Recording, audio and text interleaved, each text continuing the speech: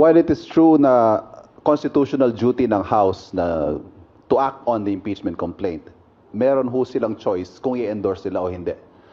Diretsuhin ko na po yung tanong, did you have a hand in this impeachment? No, the executive cannot have a hand in the impeachment. Walang role ang executive sa impeachment. Of course, did we discuss it with the Speaker? Did we discuss it with the other congressmen? Of course.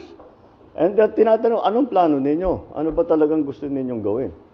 And that's it. Well, nandito na ito. Hindi na namin maiwasan. But the conventional thinking, Mr. President, is that nothing comes to pass in the House without the President or without Malacanang's blessing. Well, you give me too much credit.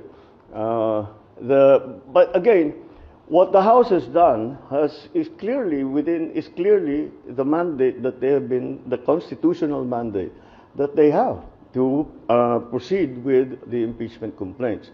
So that's why I don't that I think they're just following the procedure. And ang punot dulo nito na-transmit nila ang impeachment complaints sa upper house.